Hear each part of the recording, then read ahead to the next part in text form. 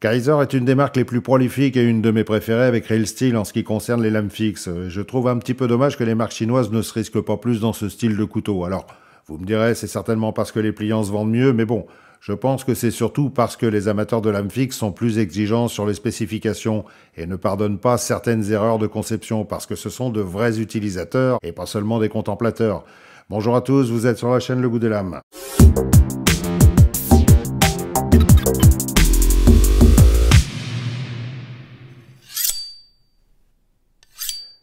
Aujourd'hui, je vous présente trois petits fixes de chez Kaiser, des nouveautés bien évidemment. Il y a le Milito, le K-Box et le R. Et je vous dirai à la fin quel est mon préféré. Mais bon, par contre, je précise que les prix de ces couteaux sont tous très différents les uns des autres. Donc ce ne sera pas mon critère de choix. Je commence par le Milito. Il fait une longueur totale de 20 cm 8, longueur de lame 9 cm 7, longueur de tranchant 9 cm 5, largeur de lame 2 cm 7, épaisseur de lame 3 mm 5, longueur de manche 11 cm, épaisseur de manche 12 mm. La lame est en acier S35VN à 60-62 HRC de forme drop point avec émouture plate et finition black PVD. Les plaquettes de manche sont en aluminium avec des inserts en carbone à veinage doré.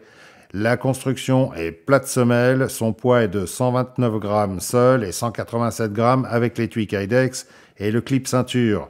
Et le design est de Jonathan Styles. Alors c'est un assez joli couteau pour ceux qui aiment les styles tout simples comme ça. Moi personnellement j'aime bien, je le trouve assez réussi visuellement. Je l'ai choisi dans cette version parce que je trouvais ça sympa, l'aluminium noir avec le carbone et le doré, mais bon, il existe dans d'autres configurations avec des prix qui varient entre 57 et 150 € selon le type d'acier. Celui-ci, c'est le plus cher à cause du S35VN. Comme toujours chez Kaiser, les finitions sont parfaites, le soin apporté à la fabrication est de très très haut niveau. Très honnêtement, j'ai encore jamais trouvé de défaut sur la fabrication et l'assemblage des couteaux Kaiser. Ils doivent avoir des mecs ou des nanas avec des loupes qui scrutent les couteaux en sortie de chaîne parce qu'on voit jamais de défaut. Bon, il peut y avoir des erreurs de conception, ça c'est clair, mais côté fabrication, c'est toujours impeccable. Quand on le regarde sous tous les angles, on voit que ça a été très soigné, particulièrement certains détails, comme par exemple l'acier qui déborde légèrement des plaquettes uniquement dans l'encoche de doigt pour mieux bénéficier du jimping. Je trouve ça très malin parce que souvent les parties de manche qui ont du jimping sont souvent au même niveau que les plaquettes, ce qui fait qu'on les sent pratiquement pas. Là, on le sent très bien, et je pense que tous ceux qui ont peur d'avoir les doigts qui glissent sur la lame seront rassurés parce que là, il faut vraiment le vouloir pour avoir les doigts qui touchent le tranchant. Alors, concernant cette fameuse encoche que j'aimais pas du tout sur le Milito pliant que j'ai présenté dernièrement, les encoches de doigts, c'est un petit peu ma bête noire, vous avez remarqué, je suppose. Là, sur le fixe, je la trouve pas spécialement gênante parce qu'on a la main qui vient naturellement se placer sur le manche. Par contre, je reconnais que s'il y en avait pas, ce serait quand même un petit peu pas très rassurant, quoi. À l'extrémité du manche, on a un trou assez large pour passer un cordon. Je trouve ça mieux qu'un simple trou parce que ça permet au cordon justement de se placer sans trop gêner la main. Et puis bon, c'est franchement plus joli. Bon, par contre, pour moi, c'est juste chiant parce que ça tombe pile dans ma main. Mais bon, c'est pas très grave. La lame est assez belle, avec un style un peu agressif, mais pas trop non plus. J'aime bien sa forme. Il y a du jimping à cheval entre le manche et la lame pour pouvoir poser le pouce, et vers la pointe, ce qui est très pratique pour poser l'index si on veut, par exemple, écorcher du gibier ou gratter de l'écorce pour préparer son feu. Je trouve ça assez pratique, les couteaux qui ont du jimping à cet endroit, parce que souvent, je tiens ma lame de cette façon. Côté efficacité, rien à dire, la forme générale de ce couteau en fait un excellent outil de tous les jours. C'est un fixe qu'on peut largement emmener dans ses aventures au fond du jardin de Pépé ou dans le bac à sable du square d'à côté. Mais pas que, parce que c'est aussi un couteau très solide et très agréable à utiliser. Et on n'est pas obligé de choisir spécialement le modèle en S35VN, le modèle en Nitro V est aussi très bien. Bon, il est un petit peu en dessous au niveau des performances, il faudra juste repasser plus souvent sur la pierre à affûter, c'est tout. Alors, pour l'étui, je dois dire que c'est mention très bien. Il est parfaitement moulé, il n'est pas super épais, mais il est parfaitement bien pensé avec la petite rampe de pouce pour permettre de sortir le couteau silencieusement si on doit égorger une sentinelle. Il est franchement bien foutu. En plus, le clip ceinture de type T-Clock fourni est de très bonne qualité, il est solide, il est fiable et il s'adapte à différentes largeurs de ceinture. Et en insistant un petit peu, on arrive à le passer dans les passants mollets d'un gilet tactique ou d'un sac. Et ça, c'est pas mal du tout. Par contre, il faut quand même insister un petit peu. Mais sinon, les espaces entre les œillets sont bons si on veut utiliser d'autres systèmes d'accroche. En conclusion, j'aime bien ce Milito, en tout cas nettement plus que ses collègues pliants. Je le trouve beaucoup plus ergonomique, et même si j'aime toujours pas cette encoche que je trouve encore un peu trop profonde. Parce qu'il faut quand même que je vous explique pourquoi je n'aime pas les encoches de doigts au niveau de l'index. C'est parce que l'index, c'est le doigt de la main qui a le plus de force en dehors du pouce et qui permet de tenir son couteau plus fermement que les autres doigts et qui permet d'exercer un meilleur contrôle sur ses coupes. Mais moi, vu la configuration de ma main, si on met une encoche dans laquelle le doigt va se placer, j'ai plus assez d'épaisseur pour serrer avec l'index. Du coup, c'est les 3 autres doigts qui font tout le boulot et j'ai la main qui fatigue plus vite. Mais c'est surtout que le manche est moins bien tenu et ça se balade un petit peu. Donc voilà quoi, c'est la raison pour laquelle je critique souvent les encoches de doigts. Donc retenez bien ce que j'ai dit, je le répéterai pas tous les 4 matins. Ça sert à rien, de toute façon, personne t'écoute. On passe au K-Box, couleur jaune pipi. Il fait une longueur totale de 20 cm 6, longueur de lame 8 cm 5, longueur de tranchant 9 cm, largeur de lame 33 mm, épaisseur de lame 3 mm 3, longueur de manche 12 cm avec l'anneau, 8 cm sans l'anneau, diamètre intérieur de l'anneau 24 mm, la lame est en acier Nitro V à 61-62 HRC avec émouture plate et finition black. Les plaquettes de manche sont en ultème. La construction est plate semelle. Le poids est de 110 grammes seul et 150 grammes avec l'étui Kydex et les soft loops. Et le design est de Jonathan Styles également. On reconnaît bien le style, hein. Alors, pour répondre à ceux qui avaient fait la remarque quand j'avais montré ce couteau dans une vidéo courte, pourquoi j'ai choisi cette version jaune pipi, eh ben la réponse est simple, hein, c'est parce que je trouve que cette matière translucide s'en tire nettement mieux sur de l'acier noir que de l'acier blanc. Hein. Je trouve que c'est quand même plus joli, c'est même franchement plus joli. Et là, pour le coup, je trouve que ça fait quand même plus couleur miel que pisse. Hein.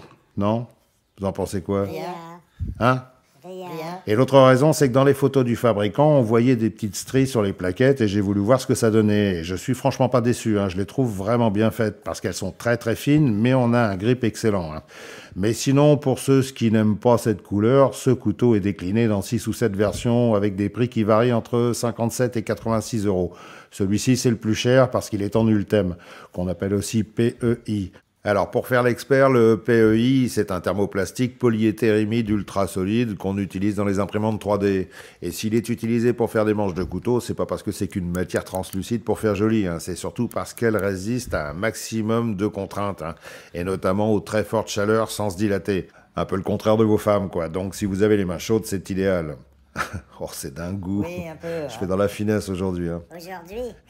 Niveau finition, c'est comme le Milito, c'est parfait de chez parfait, c'est impeccablement assemblé et quand on passe le doigt tout autour, on sent pas du tout la jonction entre l'acier et les plaquettes. J'aimerais bien connaître en détail le process de fabrication de leur couteau pour voir combien de temps ils passent à régler l'alignement des plaquettes, hein, parce que moi, j'ai passé pas mal de temps à essayer d'aligner parfaitement les plaquettes de mes SI après chaque utilisation un petit peu hard. C'est quand même assez chiant parce que ça bouge toujours un petit peu et même si on aligne bien les plaquettes, quand on serre les vis, boum, ça rebouge. Je sais pas si parmi vous il y a des possesseurs de SI, mais bon, je pense que vous connaissez tous ce problème. Hein. La lame est très sympa sur ce couteau, hein. C'est d'ailleurs ce qui m'a donné envie de l'avoir. Hein. J'aime beaucoup les 2 petites fossettes de chaque côté qui lui donnent un petit air sympathique, qui met en confiance. Le revêtement de lame noire est différent sur ce modèle, il est légèrement rugueux. Je connais pas ce procédé, mais on dirait que c'est fait par poudrage, un peu comme les SI ou les Ka-Bar. Mais en tout cas, ça reflète pas du tout la lumière, donc c'est parfait si vous devez éliminer une sentinelle en plein soleil, si vous voyez ce que je veux dire. T'as un problème avec les sentinelles? Oui, je sais, j'ai un problème avec les sentinelles. C'était qu'avec les sentinelles. En plus, j'aime bien ce toucher rugueux, là, ça correspond tout à fait à mon caractère. Pour une fois, on est d'accord. Alors par contre, concernant la prise en main, je ne saurais dire si ce sont mes mains qui conviennent pas à ce manche ou si c'est ce manche qui convient pas à mes mains, mais bon, je le trouve pas génial parce que l'anneau est assez mal placé. Il est trop dans l'axe du manche, du coup, la position des doigts est pas très naturelle. Je m'explique. Pour moi, l'emplacement idéal d'un anneau sur un manche de couteau, c'est quand il est un peu décalé par rapport à l'axe du manche, comme sur le Talim de chez Willsteer par exemple, que je trouve très très bien pensé. Ou ce Fox TOA, un des meilleurs de sa catégorie, que je présenterai très bientôt sur la chaîne. Ou le Havoc de la marque américaine Flagrant Beer, que j'avais présenté il y a longtemps et que j'adorais et que j'ai malheureusement perdu. Je suis dégoûté. Ou alors, dans un genre plus pacifique, le Lion Steel H1, que j'aime beaucoup aussi. Et comme on peut voir sur chacun de ces couteaux, l'anneau est décalé de l'axe du manche. Donc, quelle que soit la prise que j'ai le doigt qui vient naturellement se placer dedans. Sur le K-Box, je suis pas du tout à l'aise parce que ça m'oblige à avoir le doigt trop reculé, que ce soit en prise normale ou en prise inversée. Hein. Et c'est assez inconfortable. Et c'est un peu dommage parce que le reste du manche remplit assez bien la main. Alors, ce sont des remarques qui concernent mes mains. Hein. J'ai pas eu l'occasion de faire essayer ce couteau par quelqu'un d'autre avec des mains peut-être plus longues et plus fines. Hein. Alors, peut-être qu'il serait plus à l'aise, mais bon, moi avec mes battoirs plus larges que longs, je trouve pas ça génial. Mais le manche est assez long pour être utilisé sans l'anneau, et ça c'est plutôt pas mal. Pour paraphraser une vieille publicité que les plus jeunes n'ont pas connue, je dirais qu'il a l'odeur et la couleur d'un couteau de défense, mais c'en est pas du tout un.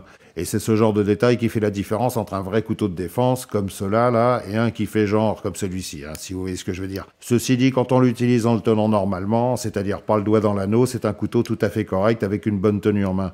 Je trouve juste un petit peu dommage que Jonathan Style se soit un peu plus concentré sur le design que sur l'ergonomie, mais bon. Par contre, il a quand même pensé à mettre du jimping sur l'anneau pour caler le pouce en prise carambite, et ça c'est pas mal. Donc j'attendrai les retours de ceux qui se sont achetés ce couteau pour savoir si ce sont juste mes mains qui sont pas adaptées. Ça peut arriver, hein. Je le trouve assez en forme, René, en ce moment, non? C'est parce qu'on est revenu. En ce qui concerne l'étui, il est de bonne qualité, peut-être un petit cran en dessous de celui du Milito quand même, parce que le claquement de verrouillage est moins net, mais il fait bien son boulot, le couteau est très bien tenu.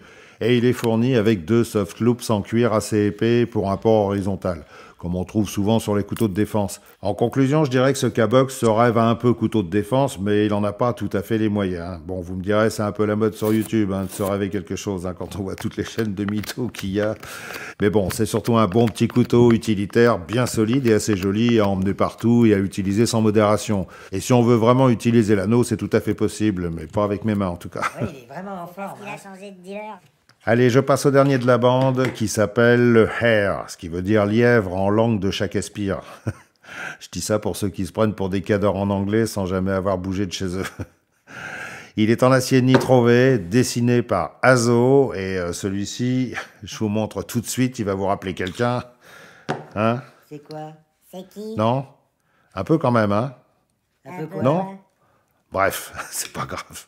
Allez, c'est un petit couteau avec des formes très trapues, un peu rondouillardes, qui je suis persuadé va beaucoup plaire, parce qu'en général, ces formes ont du succès. Alors, il fait une longueur totale de 17 cm 7, longueur de lame 7 cm 9, longueur de tranchant 7 cm 2, largeur de lame 3 cm 2, épaisseur de lame 4 mm, longueur de manche 9 cm 8, épaisseur de manche 16 mm, la lame est en acier nitrové à 59-60 HRC de forme drop point avec émouture plate et finition stone washed. Les plaquettes de manche sont en micarta et G10, la construction est plate semelle. Le poids est de 120 grammes seul et 179 grammes avec l'étui Kydex et le clip ceinture. Alors ce R, je dirais que c'est un petit peu la petite brute épaisse de la bande, le genre du romal qu'on peut malmener et bousculer et qui dit jamais rien, mais qui aime bien se mesurer aux autres, si vous voyez ce que je veux dire. Hein. On en a tous connu un comme ça à l'école, hein. Pas très malin, toujours prêt à se battre, mais super fidèle. C'est un peu l'image qu'il me donne, hein, celui-ci. Hein. Je le trouve assez joli en plus, il est franchement très réussi au niveau de sa forme.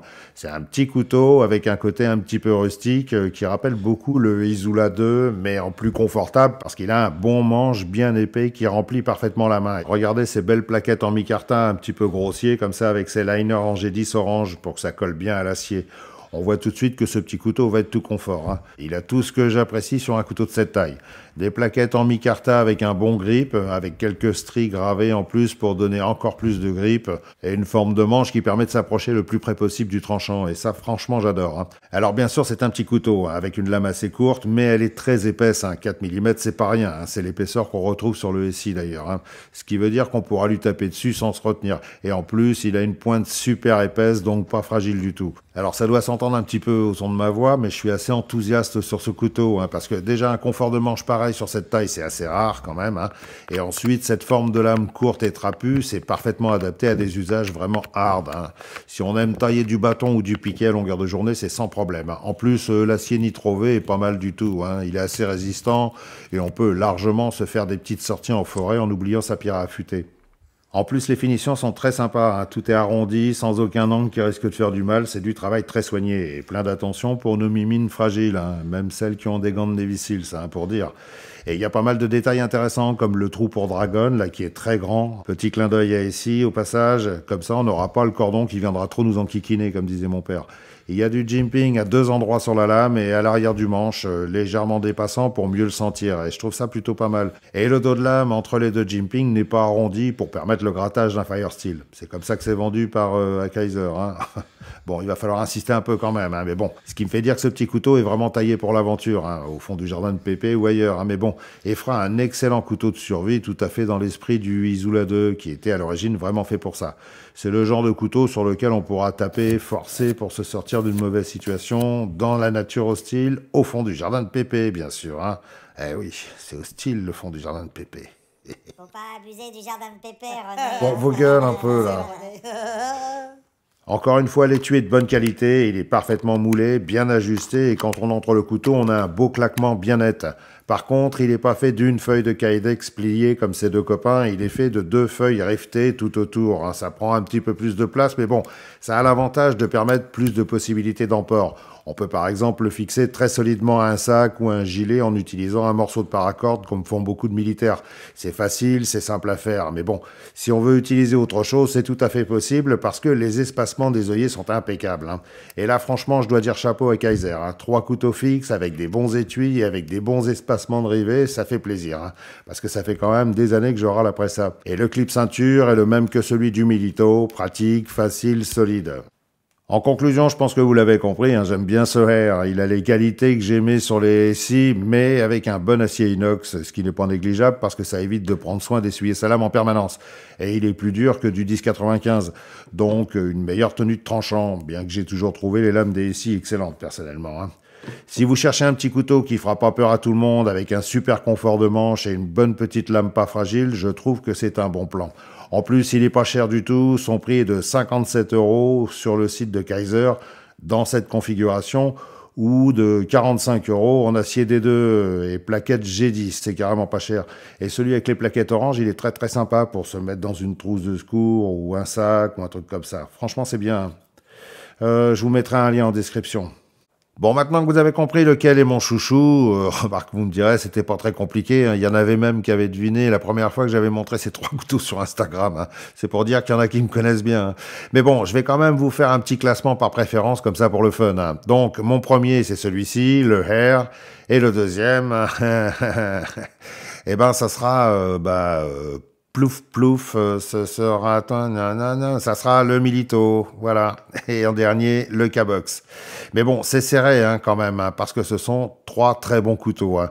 Et ça veut pas dire que j'ai la parole ultime non plus, hein. C'est pas parce que j'aime moins le K-Box que c'est un mauvais couteau. Au contraire, je l'aime bien. Mais bon, si je peux pas utiliser l'anneau, tant qu'à faire, autant prendre un manche simple comme le Milito.